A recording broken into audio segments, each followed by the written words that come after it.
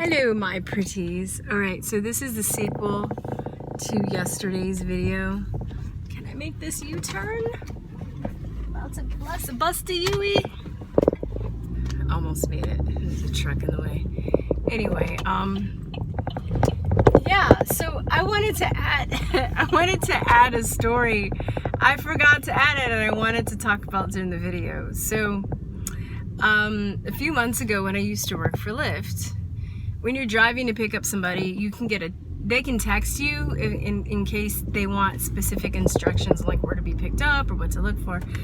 So I get this text, but usually when people text you, it's usually like, you know, there's a lot of people, there's an event going on, they're hard to find. That's when you start calling and texting the drivers, so, you know, to make sure they can specifically find you.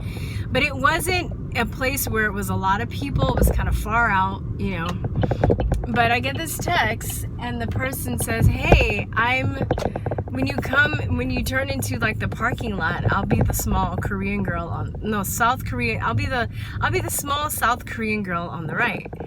And I was like, okay, that's really specific, because usually people would say, oh, I'm the Asian, or you know what I mean, like she was like South Korean. I'm like, okay, I guess, like, all right, you know. But I was like, all right, so I'm like looking for this Asian girl, and I don't see anybody, and then I pull up and I see this dude dressed like an Asian girl, this 40-year-old dude with pigtails, just like a schoolgirl in a schoolgirl's outfit.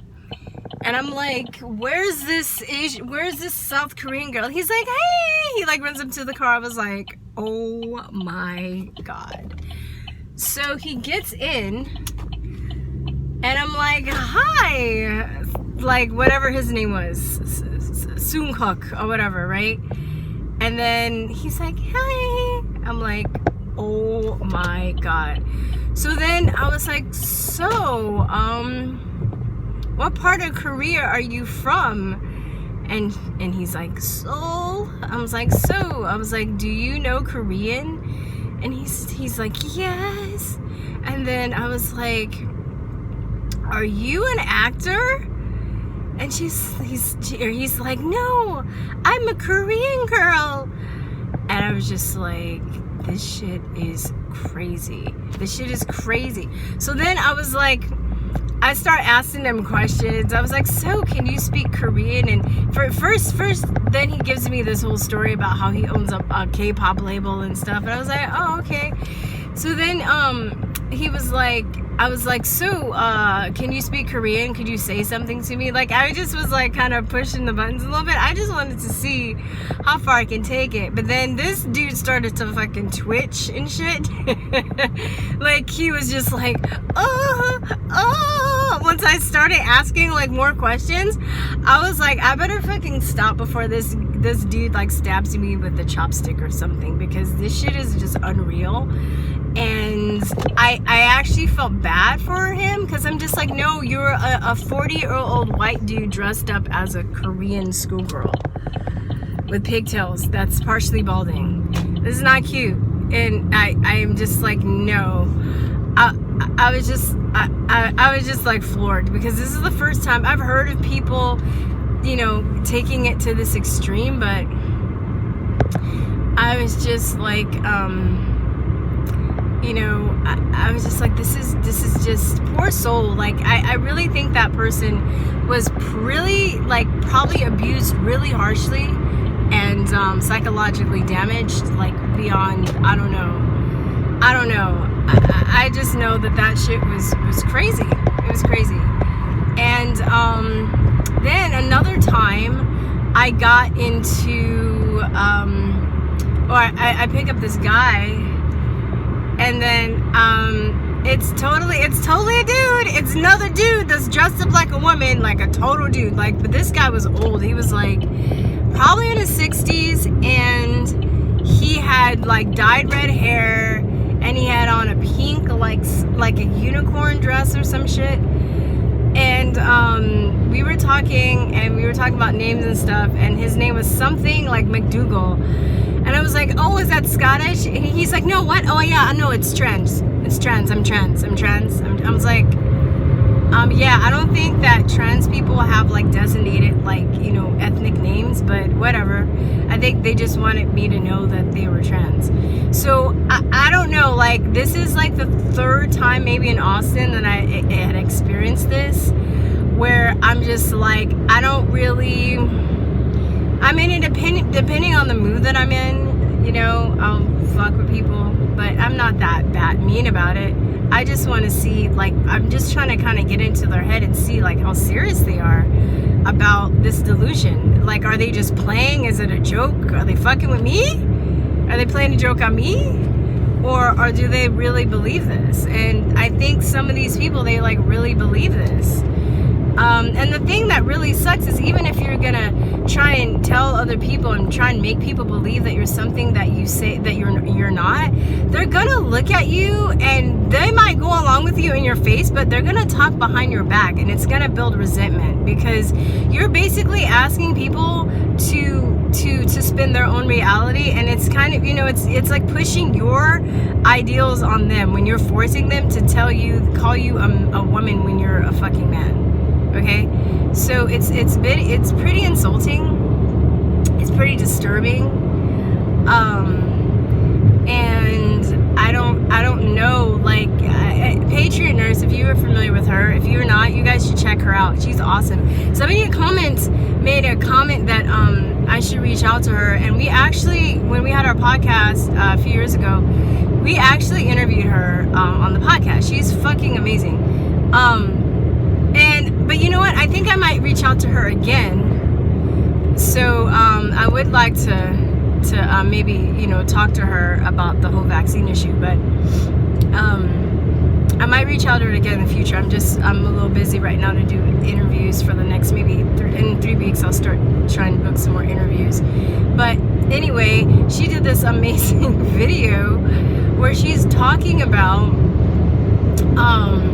you know, if shit hits the fan, like there's like some kind of emergency where there's no power, like, you know, the apocalypse happens or there's a revolution, those are the first people that are gonna flip out. Like the people that are on medication, like these people that are trans, that are dependent on medication for survival, they're not in a good place either, because you can't really, like, think about, you want to travel, you want to do something, no matter what your condition is, you're diabetic, you're asthmatic, you're, you know, you have some kind of, you know, depression, like you don't, and you need medicine to function.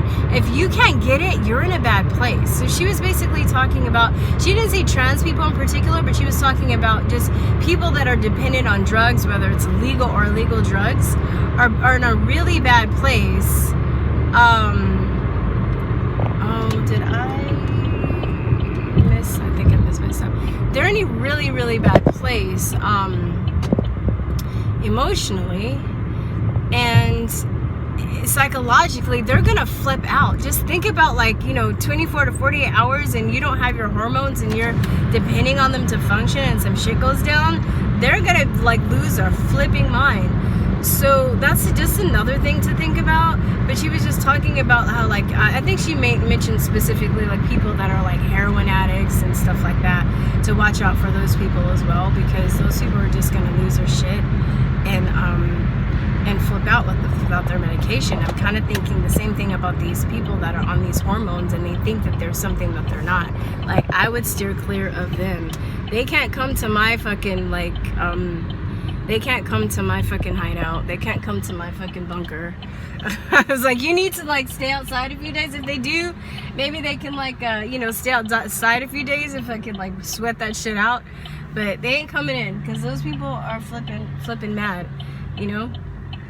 And it's sad. It's sad. I mean, I joke about it. A lot of times I make jokes to keep from crying, but it's just so disturbing to me that I have to kind of laugh about it, because it's just getting so ridiculous that I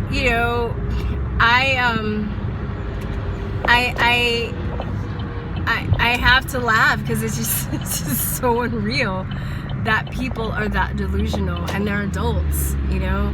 They definitely have some kind of trauma or some state of arrested development,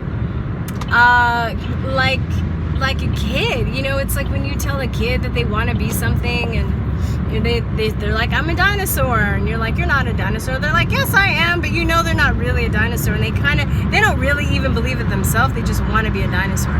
But these people really want to believe it, and there's nothing you can tell them to like reason with them to make them see that they're fucking crazy. Like, do you know, like, act your age and not your shoe size? You know you're like in your 30s and you are like still playing make-believe? Do you know that? Because it's not a good look. It's not a good look. I don't know. And the whole trans stuff and the whole like Camille Paglia, I was listening to her talk, and she was talking about that's like a sign that society is about to collapse or on the verge of collapse when you have people that are, oh please, come on, when you have people that are are transmania. When transmania, like, you know, enters society, that's a sign that it's on the verge of collapse. Are you flipping kidding me? Oh my god. Oh, I hate these frontage roads. I miss a stop and I have to go like 1,000,000 miles before I can turn back around. This is awful. It's not fair. It's not fair. That's what I get. The trans fairies fucking curse me. Because I can't. I just want some fudge, you guys. It's all I want. I'm gonna go to Outdoor World on the way to my other route because I want fudge and I keep missing the stop. This God is punishing me because I'm not supposed to be like not eating sugar. Oh, I gotta turn around right here. Yes. Alright guys, I'm about to go get some fudge. But I don't think they're gonna be transgender people that are forcing me to collude with them in this shop if they sell fudge. Alright guys, that's it. That's my rant for today. Peace, truth, and love. Bye. Mwah.